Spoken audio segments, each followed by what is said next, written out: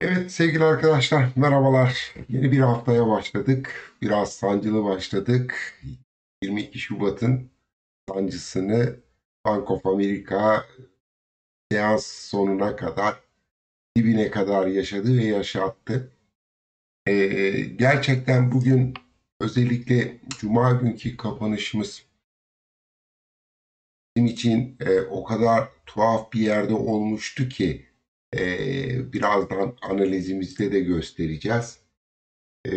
Hep böyle acaba mı dediğimiz noktada Ali Cengiz oyunlarının endeks mühendislerinin en dibe vurduğu bir gündü diyebiliriz.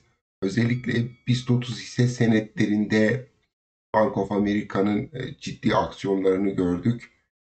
Sasa'da 3 milyon not, Hektaş'ta 2,7 milyon not, Boz altında 4,8 milyon not, Ereğli'de 9,3 milyon not, Emlak Konut'ta 2 milyon not. Bugün görebildiğim kadarıyla sadece satıştaydı. BIST 30 hisse senetlerinde rahat durmadığı aldıkları da vardı. Türk Hava Yolları'ndan 310 bin not aldı akşam kapanışa kadar. Tüpraş'tan, Arçelik'ten kısmi olarak aldı ve Foroto'yu aldıktan sonra zaten güne bankalarla başlamıştı. Biz bankalarda ne zaman bu alışları yaparsa anında bir Ali Cengiz kokusu geliyor zaten. Bugün Garanti Bankası'ndan 3 milyon not artıya geçti, alış yaptı. Akbank'tan 8,5 milyon not aldı Bank of America. İş Bankası'ndan 9,5 milyon not aldı. Yapı Kredi'den 10 milyon not artıya geçti. Şimdi tabii ayın 22'sinde Merkez Bankası faiz kararı var. Her zaman yaptığını yine yaptı. Halk Bankası ve Vakıfbank'ta ciddi satış yaptı. Halk Bankası'nda 8,2 milyon not satış yaptı. Vakıfbank'ta ise 15 milyon not satış yaptı. Şimdi tabii piyasa yapıcıdır. Bir denge durumu söz konusu. Piyasaya yön vermek istiyor hay hay. Ama hakikaten hiç böyle kestiremediğiniz hamleler yapılıyor. Bakıldığında bankaların geneline yönelik bir hamle yapmıyor. Burada İş Bankası'nı, Akbank'ı, Garanti Bankası'nı alırken Vakıfbank'ı ve Halkbank'ı satıyor bakıyorsunuz. BIST 30'dan belli başlı hisseleri Türk Hava Yolları'nı Arçelik'i alırken gidip deli gibi Ereğli satıyor değil mi? Şimdi değerli arkadaşlar ses görüntüyle ilgili problem yok ise bir analizimize gidelim. O kadar muazzam bir piyasaya yön veriyor ki bizim Bank of America gerçekten hayran olmamak elde değil. Şimdi bugün bir endeks analizimizi yapacağız. Ondan sonra bazı hisse senetlerinin genel görüntülerine bakalım ve kısa tutmaya çalışayım yayını. Hafta başıdır. Hadi ya Allah ya Bismillah diyelim bir chat kutusuna gidelim arkadaşlar. Şöyle bir bakıyorum. Serkancığım hoş geldin. Burak Bey merhabalar. Kudret Bey, Göksel abi selamlar. Emin Güneş aleykümselam Gakkoş'um. Hasan Süer selamünaleyküm demiş. Aleykümselam. Bahri abi akşamlar hoş geldin. Zelda hocam selamlar. Eğitim şart. Eyvallah. Hasta geldi. İyi akşamlar hocam. Satışa geçelim. Yok yok satışa geçecek bir durumumuz yok. Şimdi daha erken arkadaşlar daha erken. Biz şöyle bir endeks 100'e bir öncelikle gidelim. Hemen ben şöyle bir kalemimi de getireyim buraya. Şimdi arkadaşlar bizim kat icazetleriyle yolculuğumuz devam ediyor. Normal şartlar altında bu bölgedeki birinci, ikinci, üçüncü, dördüncü kat icazetlerimizin orta bantına kadar gittik.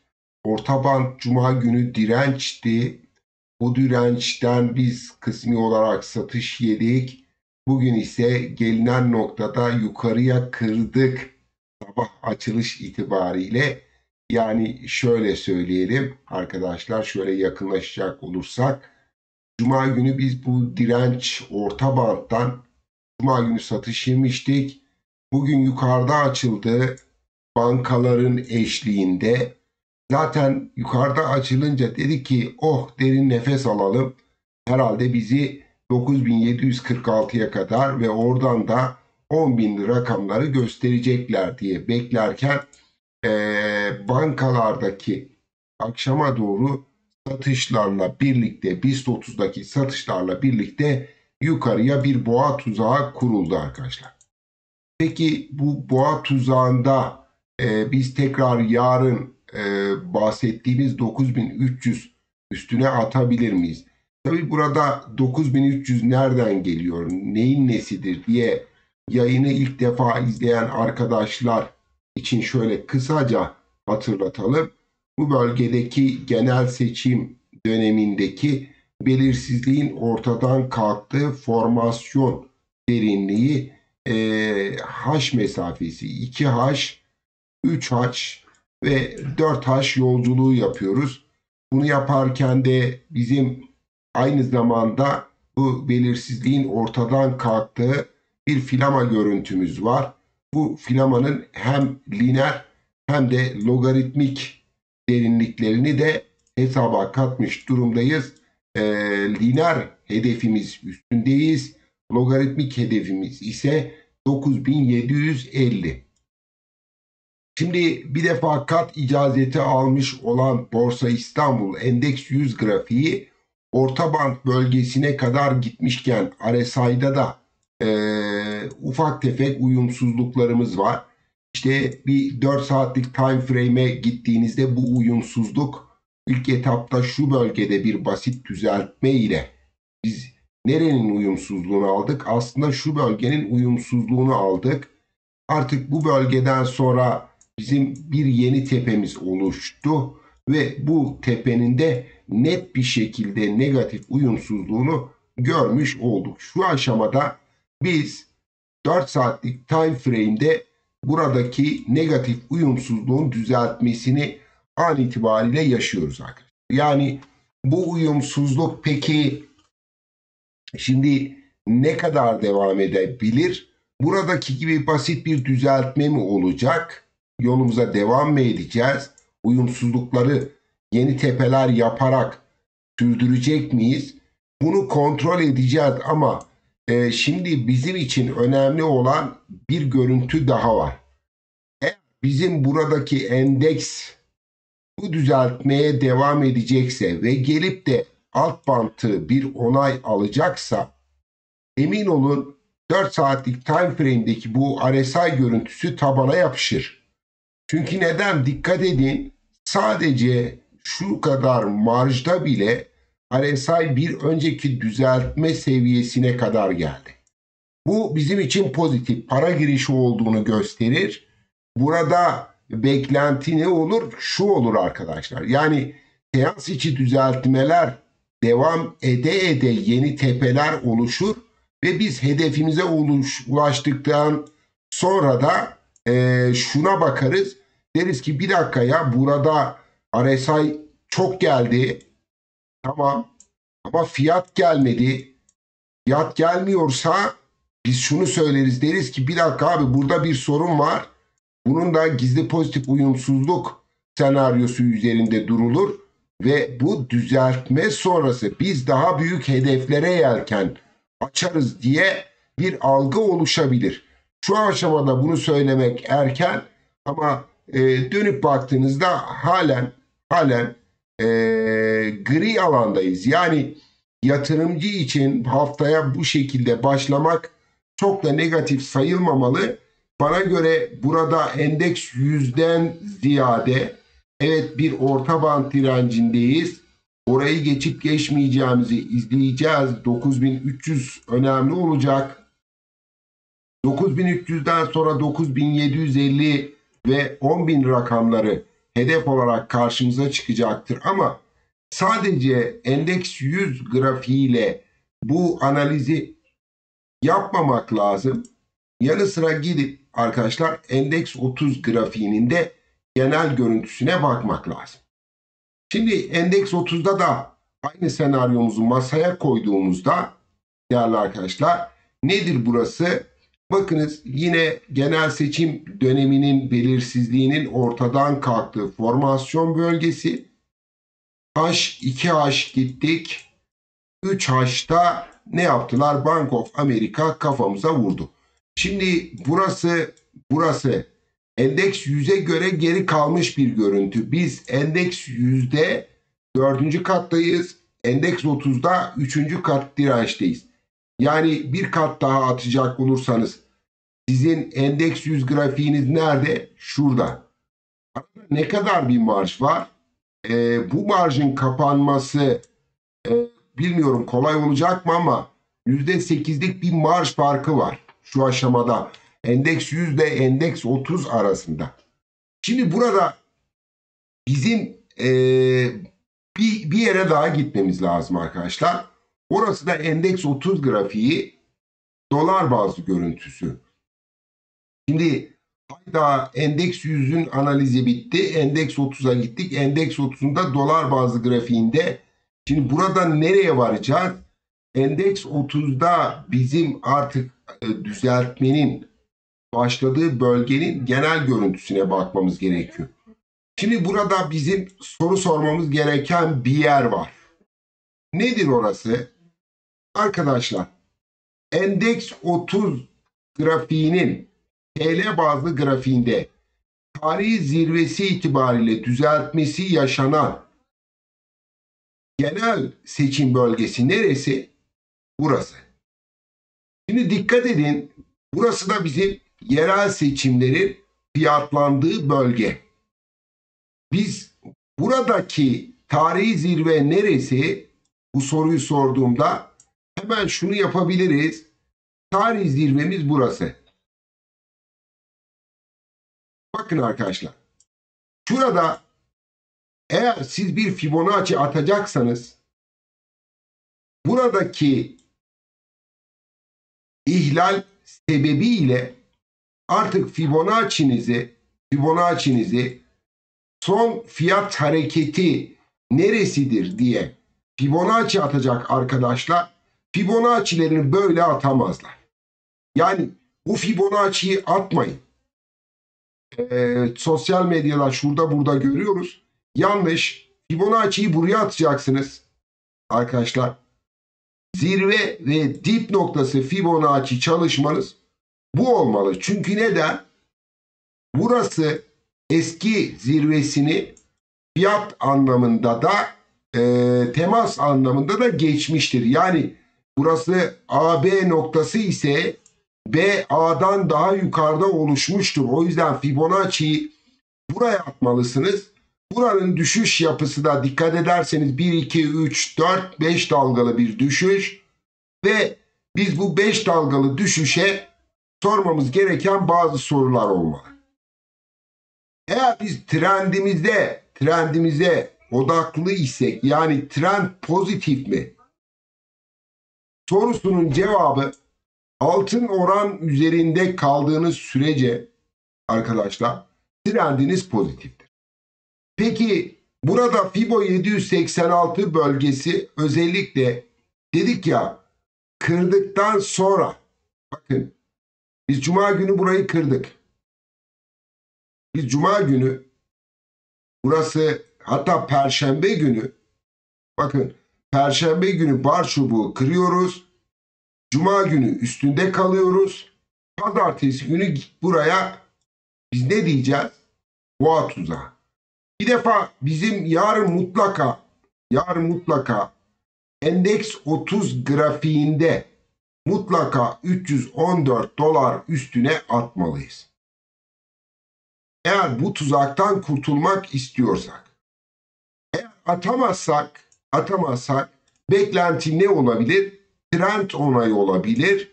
Bütün uyumsuzlukların ortadan kalkması olabilir.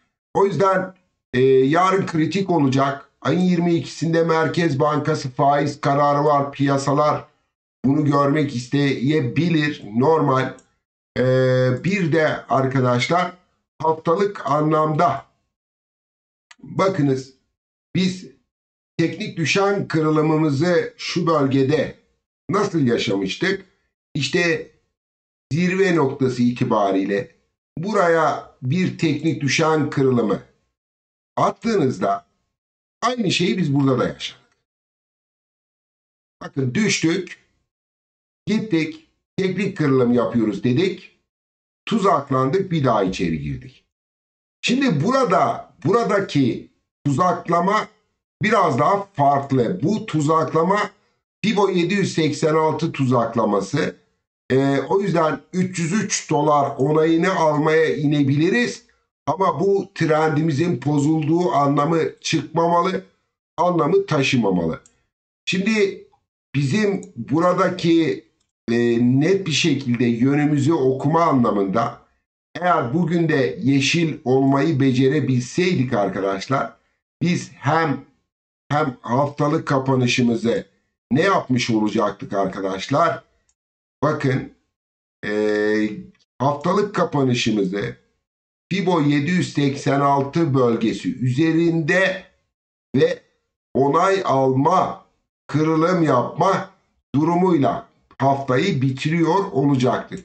Tabi burada cuma gününe daha var.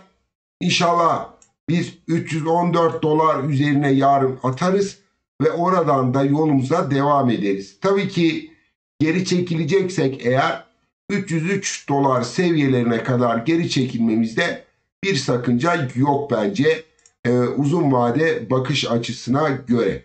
Peki olur da bizim bu geri çekilmemiz artık can yakıcı duruma dönüşür ise yani ne olabilir? Değerli arkadaşlar sizlerle bir indikatör paylaşmıştık. Bu indikatörümüzde özellikle database'inde biz 78'i kullanın demiştik. Burada fiyatımızın ortalamalara uzaklaştığı belli başlı dönemlerde basit seans içi düzeltmelerle trendimizin de devam edeceğini unutmamanız lazım. Şu aşamada hem ortalamaları kendimize çekme arzumuz var hem de fiyat olarak ortalamalara çok da inme niyetimiz yok arkadaşlar. Şimdi hani bizim Trend Trader indikatöründe biz erken oyundan çıkmak için şartımız neydi arkadaşlar? 20.78 kullanacaktık ve 20.78 çok şükür bizi kanal bölgesine kadar taşıdı arkadaşlar. Yani daha önce bulutumuz aşağılardaydı. Bir türlü yukarı gidemiyorduk. Bulut kat icazeti, regresyon kanalı kat icazetinin de üstüne çıktı. Eğer kısa aksiyonlarda yani ben 4 saatlikte bu kesişim olursa çıkacağım diyen arkadaşlara halen kesişim olmadığını hatırlatmak istiyorum. Day trader'lar buradaki kırılımda, buradaki bulut kırılımında yani bizim bulutumuz öncelikle negatife giderken ne yapacak? Mavi çizgiyi aşağı kıracak. Mavi çizgiyi aşağı kırdıktan sonra bulutumuzda trend değişimi olacak. Eğer bunu görürseniz pozisyonlarınızı azaltmanız makul olacaktır.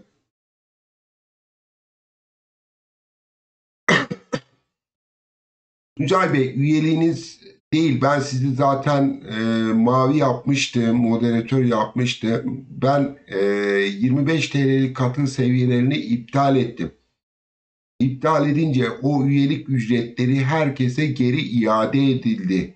YouTube'dan ya da Google'dan size bu konuyla ilgili mesaj gelmiş olması lazım. Yani YouTube'un bir algoritması var. Bir üyelik seviyesi iptal edildiğinde o ödediğiniz ücret size iade olur. Ay tamamlanmadığı için benim tarafımdan üyelik seviyesi iptal edildiği için sizin ücretiniz size iade edilmiştir. Evet. Şimdi arkadaşlar burada endeksle ilgili endişemiz var mı? açıkça şunu söylemek istiyorum. Evet, bir direnç bölgesindeyiz. Burada 9300 üzerinde kalıcı olmalıydık. Başaramadık. Merkez Bankası faiz kararı ayın 22'sinde Perşembe günü. Perşembe gününe kadar piyasa Merkez Bankası'nı görmek isteyebilir. Bu bölgede basit seans içi düzeltmelerimiz devam edebilir. Burada bir sakınca yok, bir sıkıntı yok. Trendimiz halen pozitif, halen güçlü alandayız ve gücümüzü koruyarak devam ediyoruz. Unutmayın ki bilançolar daha gelmedi. Bu sene bilanço hikayelerimiz uzun sürecek biraz. Bilançoların ek süreleri var. O yüzden bu derenin altından daha çok su akar. Hem şunu da açık söylemek gerekirse burada beklediğimiz ABC düşüşünün gelmesi sağlıklı yükseliş açısından önemlidir ve gerçekten de olması gereken bir durumdur. Gelecek demiyorum, gelirse daha büyük hedefleri kovalarız. İşte seçime de zaten az kaldı. Şubat ayının bitiriyoruz neredeyse. Mart ayı itibariyle yerel seçimlerde artık belirsizlik de ortadan kalkmış olur ki bu bölgeye bir filama yakışır arkadaşlar. İnşallah sağlıklı olan neyse o olur. Ben şunu da söylemeden geçemiyorum. Maalesef bakın aşırı alım bölgesindeyiz. Dediğim gibi burada bir sağlıklı bir ABC düzeltmesiyle biz tekrar yeni hareketi yapmamız adına olumlu olan bu olacaktır. Umarım çok da fazla üzülmeden, çok da fazla incinmeden bu düzeltme sürecini tamamlamış oluruz. Şimdi değerli arkadaşlar, burada bütün takipçilerime özellikle belirtmek istediğim şudur. 4 saatlik time frame'de bizim indikatör teknik sata geçtiği zaman ben sizlerle gerekli paylaşımı yapacağım ve %25 oranında ben kendi payıma tekrar nakit akçeye geçerim. Şu an %100 oyundayım. Güçlü şirketlerime güveniyorum ve onlarla da devam ediyorum. Ama 4 saatlik time frame'de burada indikatör kendini bozar ise indikatör disiplinine bağlı kalarak sadece ve sadece %25 nakit akçe ayarlayıp sizlerle de bunu net bir şekilde paylaşacağıma emin olabilirsiniz. Evet. Şimdi gidelim özellikle yurt dışı tarafında, yurt dışı Amerika tarafı yani rekorlara doymuyor diyebiliriz. Orada da basit bir düzeltme havası var bugün. Bakalım isterseniz bir Nasdaq S&P tarafına. Hakikaten de adamlar aldılar başlarını gidiyorlar. Yani nereden bakarsanız bakın işte bizim de bu tarz düzeltmelerle yolumuza devam ede indikatörleri idare ede bu yolculuğu yapmamız gerekecek. Burada yurt dışı yeni rekorlara yelken açmış durumda. Büyük formasyonları, tarihi zirveleri artık dibine kadar yaşıyorlar. Umarım biz de bu şekilde hareketlerimize devam ederiz. Bir de Bitcoin tarafına gidelim isterseniz. BTC tarafında durumlar nasıl? Özellikle artık burada biliyorsunuz bir formasyon görüntüsü oluşmaya başlamıştı. Biz teknik anlamda Bitcoin'in buradaki çanak kulp formasyonu hedefi 48.629'dur. Orası gelir ve üzerinde kalıcı olur ise zirveye doğru bir hareket gelir demiştik. Bitcoin buraya çanak kulp görseli sonrası bir toba formasyonu yapmıştır. Bu toba formasyonunda sağ tarafı kısa yaparak yoluna devam edeceği öngörülür. Tabi burada Bitcoin'in 48.629 onayına ihtiyacı olup olmadığını da yakından izleyeceğiz. Bana göre tekrar 48.600'leri test edecektir. Bu onayı aldıktan sonra da Bitcoin'de impuls dalgasına başlayacaktır. İmpuls dalgasında Bitcoin'in parasal genişlemenin artık net bir şekilde serbest bırakıldığı bir haber, sinyal olarak da tarafınızda izlenmiş olacak arkadaşlar. Evet, burada HRC fiyatlarında özellikle demir çeliklerin gözünün kulağının üstünde olduğu HRC fiyatlarında istediğimiz hareket bir türlü gelmedi. Maalesef burada ben açık konuşmak gerekirse artık HRC'nin burada bir W paterni ile birlikte 1152 doları kırmasını beklerdi. Ama ne hikmetse olmadı. 966 dolar üzerine acilen atmamız lazım. Gerekirse şu formasyonu yapalım.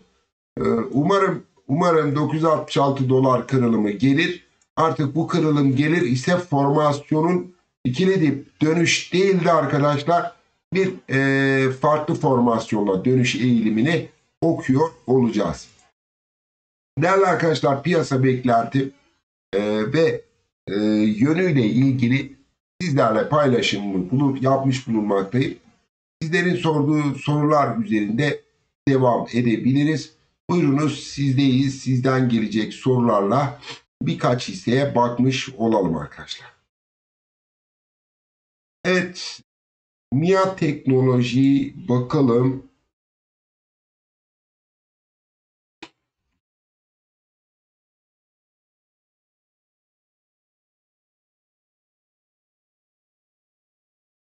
Göstergelerden hisse arıyoruz ha. Valla indikatörler içerisinde hisse alıyoruz. Kafa gitti iyice. Şimdi arkadaşlar burada bu hissenin öncelikle büyük resmine bir bakalım. Bakın, bu fiyat dalgalanması ciddi anlamda sert bir dalgalanma. Artık buranın logaritmik hareketini bir kenara bıraktığınızda biz şunu bir görelim, değil mi? Bakın, bu hissede altın oran geri çekilme bölgesi neresidir diye soracak olursak burası impuls dalganın geri çekilme seviyesi. Yani biz MİA Teknoloji'nin birinci impuls dalgasını burada görüyoruz. ABC düzeltmesiyle ikili dip paterni ve devam ettiği yer burası ikinci dalgadır arkadaşlar. Peki buranın varış hedefi profesyonellerce mal dağıtım bölgesi neresi olmalı sorunuzun cevabı burası olur arkadaşlar. Birinci dalganın bittiği, ikinci dalganın başladığı yer. Artık burada biz MİA Teknoloji'ye bir soru soralım. Değerli arkadaşlar, bir enstrümanda profesyonel kar realizasyon bölgesi, bakın, profesyonel kar realizasyon bölgesi 1618. 1618 kırılıyorsa 2618 bölgesi beklenmelidir. Burası da kırılır ise 3618 bölgesi beklenir ama 4618 bölgesi ve üstündeki 5618 bölgesi balondur. Derhal gemiyi terk etmek gerekir. Ben bugüne kadar hep bunu gördüm, yaşadım. Şimdi bana göre burası balon. Bakın, şirketin hikayesi vardır. Yoktur bilemem. Özellikle 69-90 bölgesi geçilir ise şirkette bir hikaye vardır, bir beklenti vardır. Hay hay. Ama burası mal dağıtılan bölgedir arkadaşlar. Hiçbir enstrümanda siz bu şekilde, bakın, ikili tepe net belirgin bir şekilde geliyor. Bir daha çok kısa sürede. Bana göre burada mal dağıtıyorlar. Bana katılmak zorunda değilsiniz. Beklentisi büyük bir şirket olabilir. Hikayesi olabilir. Ama sadece şu soruyu kendinize sorun. MİA Teknoloji halka arz fiyatı kaç lira, ne kadar zamanda oldu? MİA Teknoloji 1.55 ile halka arz olduğunu görüyorum. MİA Teknoloji'nin şu anki fiyatının değerli arkadaşlar 62 lira olduğunu görüyoruz. Yani şu soruyu yatırımcı kendisine sormalı. Ya ben 2022 Mart ayında 2024 Mart ayına kadar 2 yılda bir yatırımın yaklaşık %2996 %3000 para kazanması sonrası birileri burada ciddi mal dağıttıktan sonra bu fiyatı ne olur bunu düşünmesi lazım. Tabii ki ben yine gideceğim AKD'sine bakacağım. Dediğim gibi arkadaşlar bakın hikayesini bilmiyorum. Belki de güçlü bir hikayesi vardır. Piyasa temel analizi. Değerli arkadaşlar bu şirketin sermayesi 494 milyon. Bakın şu anda piyasa değeri 30 milyar olmuş durumda. Öz sermayesi 1 milyar, net karı 390 milyon. Arkadaşlar bu hissenin fiyat kazanç oranı 58-25. Yani bu ne demektir? 58 FK bu kar ile 58 sene sonra kendisini amorti eder. Dediğim gibi bu şirketin eğer bir beklentiniz var ise, bir hikayesi varsa, ben bilmiyorsam affınıza sığınıyorum. Ama piyasa değeri bölü defter değeri 29 olmuş. FK'sı 60 olmuş. İşte mesela bizde de FK'sı yüksek hisselere yatırım yapıyoruz. Biz Sasa'nın FK'sı yüksek ama ben gidip yatırım yapıyorum. Çünkü takibini yapıyorum. Biliyorum yatırımları var diyorum. Bu yatırımlara değer diyorum. Gidiyorum. Yapıyorum bu yatırım. Bakın eğer böyle bir hikayesi varsa herkesten özür diliyorum. Yatırımcısından özellikle. Ama bana göre pahalı. Hem temel anlamda hem teknik anlamda bana göre pahalı. Şimdi hisse senedi takasına bakalım. Bakın bu mal toplu değil. Bu mal finansta %12, işte %11, vakıfta %10, garantide, ziraatte. Gelin şunu yapalım. Aracı kurum dağılımında bu hissenin teknik anlamda bakınız balon olduğu bölge dediğimiz yer neresi? Şurası. Bu tarihe bakalım. Yani burası neresidir? 30 Ekim 2023. Bakın şunu yapalım. 30 Ekim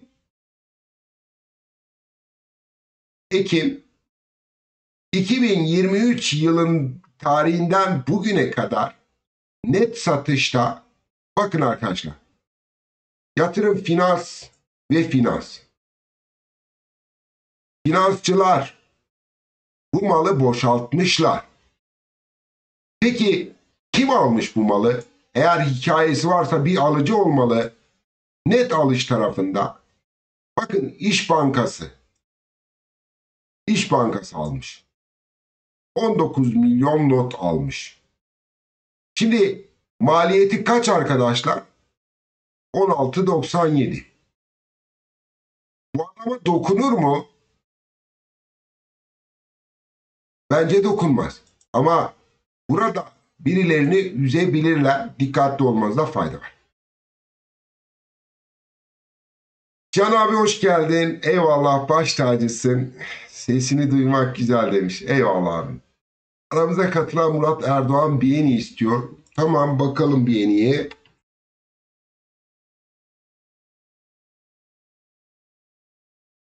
Evet şimdi bakın bir önceki şirketle bu şirketi gelin bir kıyaslayalım. Bu beğeni halka arz olmuş. Yani normal standart bir şirket. Bakın gidiyor bir tepe formasyonu yapıyor.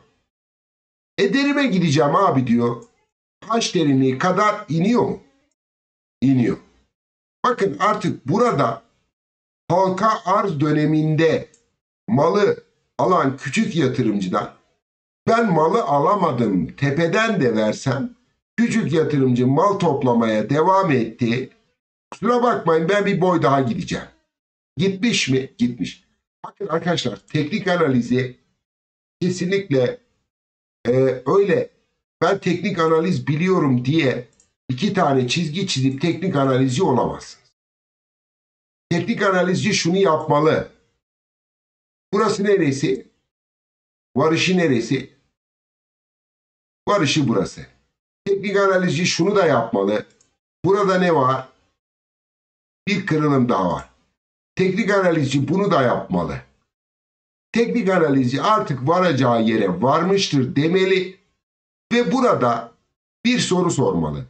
Fibonacci neresi olmalı? Fibonacci bu iki aralık olmalı. Çünkü 1, 2, 3, 4, 5 bitti. Bir düşüş yapısı 5 dalgalı yapıyla biter. 5 dalgalı yapı bittikten sonra alçalan dipler ne yapar? Yatayda ve yukarı yönlü oluşur. Bakın size söylüyorum, burası artık net bir şekilde Fibonacci'nizi atıp kulağınızın üstüne yatma vaktidir. Burada şunu yapar demiyorum. Uçacak. Asla öyle bir tavrım yok. Asla öyle bir tarzım yok. Olmaz, olamaz. Yaparsam da beni izlemeyin. Ben size bir gün bu hisse uçacak, kaçacak, tavan tavan gidecek dediğime şahitseniz buyurun söyleyin, ben böyle bir tarzım yoktur yani. Biz oturaklı bir şekilde, sağlıklı bir şekilde grafiklerin ilerlemesini isteriz. Bakın burada BNI bugün 51.90 üzerinde tutunamamıştır. Ve tekrar 46.34'leri test edip yeni bir formasyon çalışma bölgesine doğru yelken açıyor sanki. Peki buranın teknik düşen kırılımı gelmiş mi? Bakalım şöyle. Gelmiş. Burada bu adam 1, 2, 3 çok şık bir kırılım. Bir gün tavan, ondan sonra geri gelmiş. Bence formasyon için geliyor. Yani peki ne olabilir formasyon? İşte şuraya bir konsantre olalım mı? Mesela nereye konsantre olalım? Bize en yakın destek bölgesi karşımıza nerede çıkar? Şurayı bir alsam. Desem ki bakın biz burada kırılımı nasıl yaptık? Çanak formasyonuyla yaptık. Peki bu çanağın derinliği geldi mi arkadaşlar? Koydunuz. Gelmiş. Bu tarz çanak formasyonları derinlik anlamında geliyorsa sağ tarafını arayacaktır değil mi? Yani bir sağ taraf yapıp yoluna devam edecektir. İşte bunun adı formasyon da olabilir.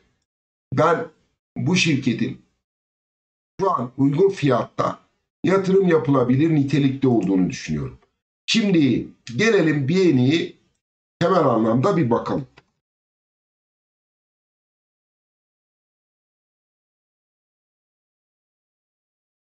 Evet, arkadaşlar temel anlamda bu şirketin sermayesi 361 milyon, net karı 760 milyon, sermayesinin 2 katı kar etmiş.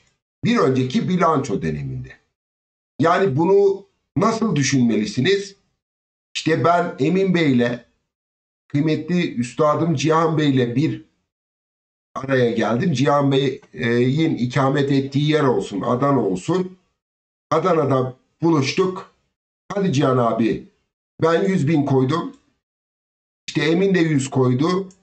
Etti mi 200? Cihan abi 160 kaldı. Sen patronsun, hadi sen de 160 koy. Oldu mu 360? Tamam. Hadi şirket açıyoruz. Açtık. Şirketin adı ne oldu? BNI. Tamam, eyvallah. 360 milyona biz bir şirket kurduk. Bu şirketin arkadaşlar fiili dolaşım oranı %20. 360 milyon ile 360 milyon lot Borsa İstanbul'da işlem görüyor. Bunun %20'si de halka arz ediliyor. Bu 360 milyonun %80'i Cihan Bey'de, bende, Emin Bey'de. Geri kalan %20'si de sizde. Yahu biz geçen bilançoda gitmişiz, net kar olarak 760 milyon kar etmişiz. İçinizden Kadir Bozkurt beni arıyor. Ya Murat Bey, tebrik ederim. 360 milyon sermaye ile başladınız. Bir sene geçmeden 760 milyon kar etmişsiniz. Abi bu ne hız, maşallah. Tebrikler. Yolunuz açık olsun, bahtınız açık olsun. Demez mi? Der. Bakın, gidip de öyle uçmuş kaçmış, FK'sı uçmuş. İşte teknik anlamda baktığınızda 4618, 5618 bölgesine balon olmuş hisselerden biraz sıtkınızı sıyırın. Gelin abi, gelin, biraz bu tarafa gelin. Bu tarz şirketlere bakın, bu şirket demiyorum. Bu tarz şirketlerde artık teknik tip noktalarında teknik tip çalışan, yarın öbür gün düşse bile sizi çok da fazla üzmeyecek hisselerde yatırım yapın. Tekrar ediyorum, bir önceki hissenin hikayesi varsa bilmiyorum. Varsa yazın.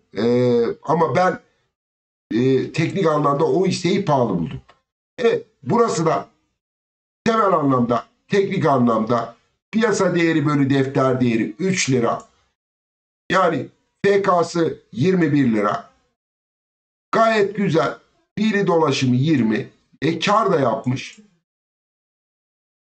İnşallah önümüzdeki bilanço döneminde güzel gelir. Yoluna devam eder. Evet.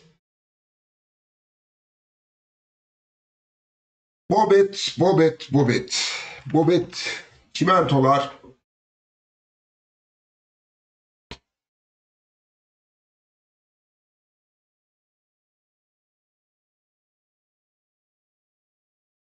şimdi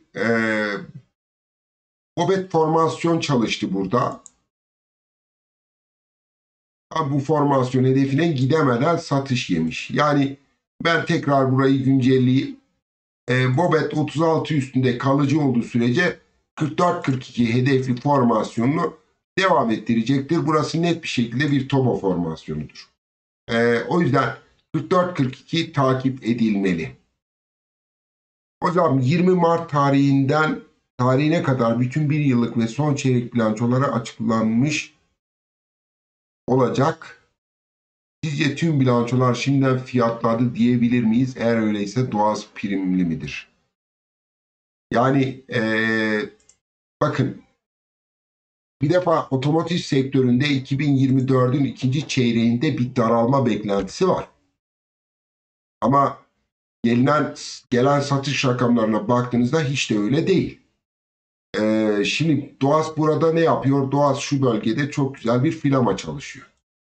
Bakın, bu filamanın onayını almıştır Doğas. Doğas teknik anlamda bize şunu söyler. Ya rahat olun, ben bu filamayı çalıştırıyorum. Eğer işler kötü giderse, piyasa bozarsa ben size bir fake atar, bu alt banta inerim. Sinyalli görüyoruz. O yüzden şu bölge bizim stop loss seviyesi olmalı.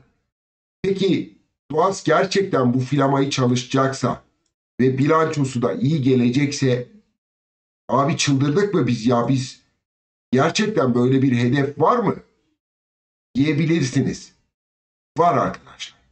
Bakın, 823 hedefli bir formasyon. Şimdi bu bizim logaritmik hedefli.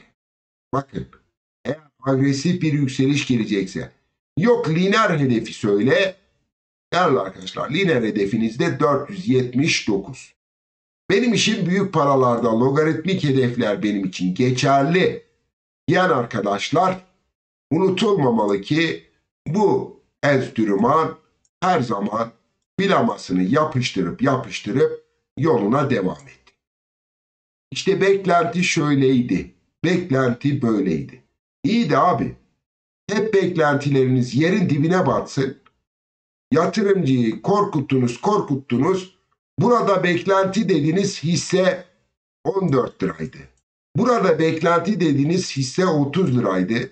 Burada beklenti dediğiniz hisse 90 liraydı. Burada beklenti dediğiniz 190 liraydı. Yarın öbür gün burada da beklenti diyeceksiniz. Bu hisse orada da 600 lira olacak. Böyle. Şimdi Doğas.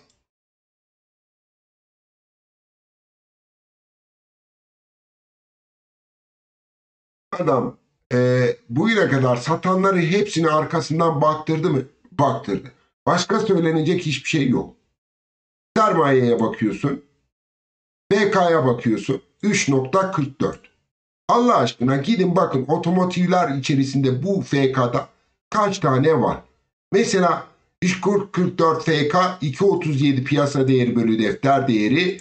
İşte bir Toasto'yla kıyaslayalım. Hangisi daha ucuz?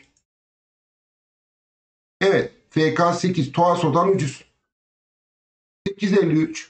Piyasa değeri bölü defter değeri 2 idi. 3.49. Şu anda Toasto'dan daha ucuz.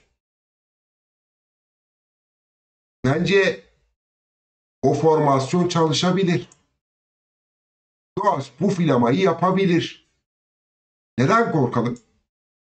Korkacak bir durum yok. Evet. Mega Metal. Bakalım.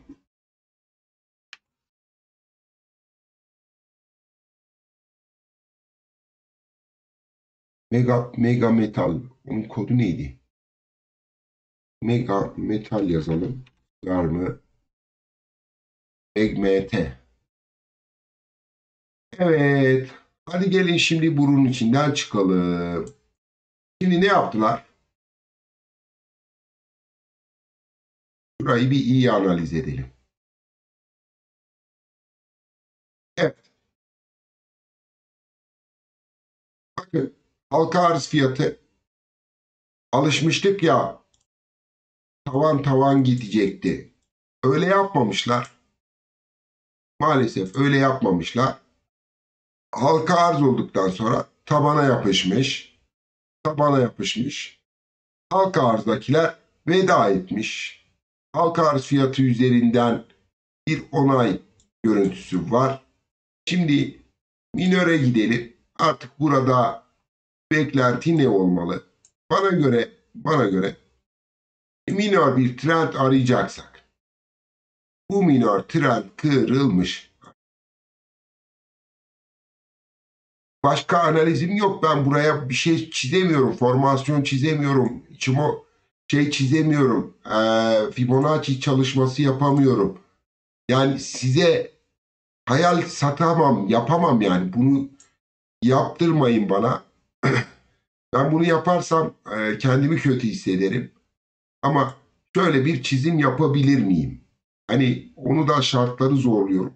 Halka arz fiyatı itibariyle şu fake'i almayacağım.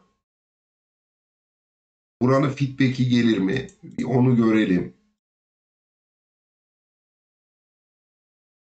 Evet. Şöyle alacağım. Nereden yakalayabilirim? Onu bakıyorum da arkadaşlar. Şöyle yakalasam. Evet. Şimdi oldu. Tamam.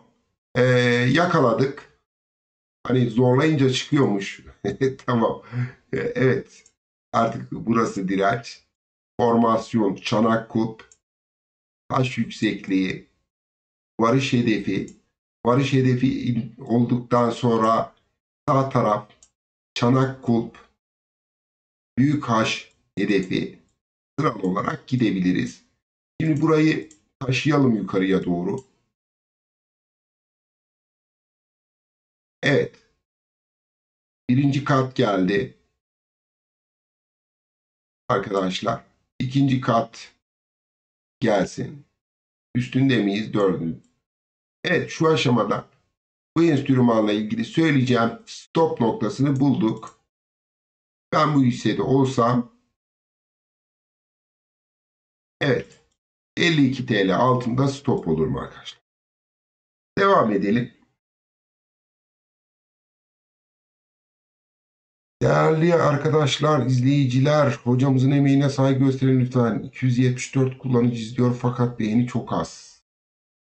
174 arkadaş, 290 arkadaş. Beğenileri arttırır mısınız arkadaşlar lütfen? Buyurun hodri meydan. Bu arada arkadaşlar, hani bizim şu TRT 1'de bizim bir yarışma oldu ya. Orada bizim bir Elazığlı hemşerimiz birinci olmuştu. Bu adamı biraz e, destekleyelim ya, adam koskoca TRT'de birinci oldu. Yani Ömer Ahmet Turhal. Turhan da herhalde. Evet, bu arkadaş bakın. Bunun bir YouTube kanalı var, biraz destek olun ya. Ömer Ahmet Turhan.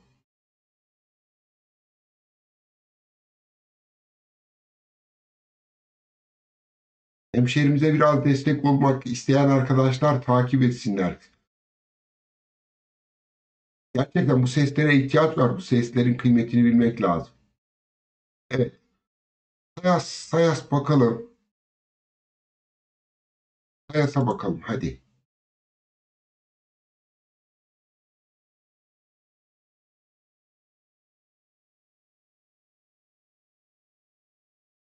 Evet, Sayas ne yapmış?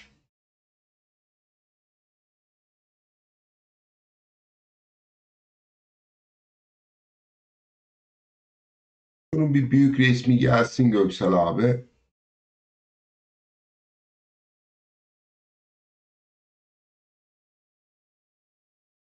Ne çalışıyorsun Sayas? Ne yapıyorsun?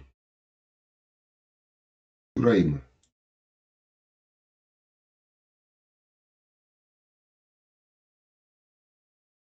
Evet, burayı çalışıyor Göksel abi. Haftalığa geçebiliriz artık. Onayımızı oradan çok şık almışız. Evet, kat icazetleriyle yolculuk yapacağız.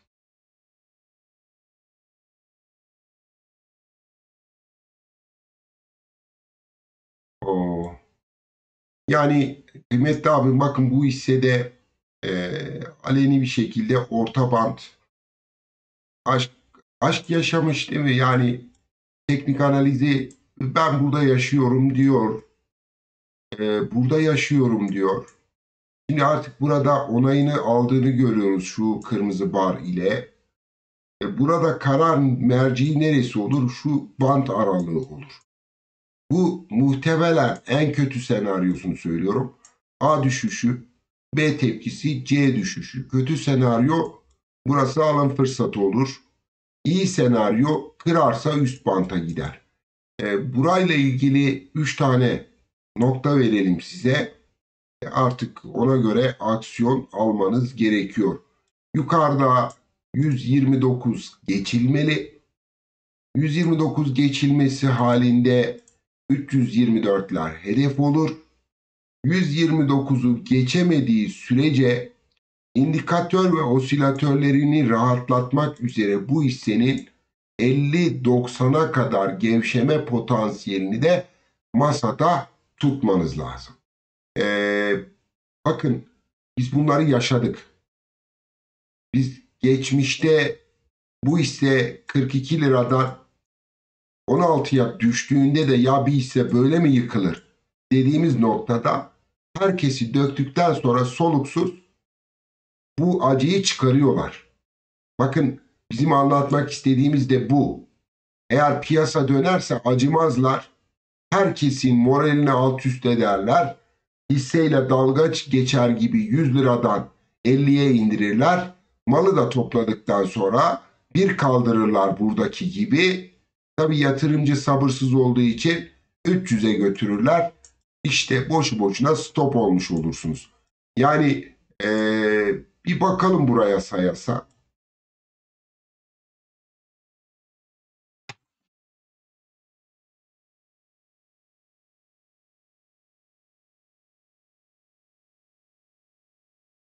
Evet, yani bakın, PK'sı biraz şişmiş. Piyasa değeri bölü defter değeri şişmiş. Fiili dolaşımı %55. Bir önceki bilanço net karı 217 milyon. Sermayesinin neredeyse 3 katı kar yapmış. Güzel.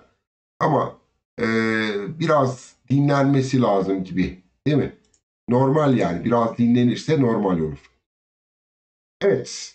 Değerli arkadaşlar, bugünkü yayını kısa tutacağımı söylemiştim zaten. Yarın endeksle ilgili özellikle Merkez Bankası faiz kararına kadar bence biraz şöyle agresif hareketlerden uzak durmalıyız. Al satlar anlamında. Bir Merkez Bankası kararı gelsin. Piyasa beklentisi artırılmayacağı yönünde. Sürpriz olacağını da düşünmüyorum. Eğer e, bir sürpriz olmaz ise yolumuza devam ederiz. Gecikmeli olarak bu hareketi yapmış oluruz. Merkez Bankası faiz kararı yani Perşembe gününe kadar, daha doğrusu bu haftayı belki böyle sancılı geçiririz ama önümüzdeki haftaya artık yavaş yavaş yönümüzü yukarı çeviririz. Hakkınızı helal edin. Yayını çok uzattığımız zamanlarda da arkadaşlar yorumlara geliyorlar. Ya bu kadar uzun yayın mı olur hocam? Biraz kısa tutun. Haklılar tabii kendilerince. Ben de biraz gevezeyim, hakkınızı helal edin. Efendim iyi akşamlar diliyorum. Hoş kalın, hoşça kalın. Hissesine bakamadım arkadaşlar. Affına sığınalım. Allah'a emanet olun. Görüşmek dileğiyle.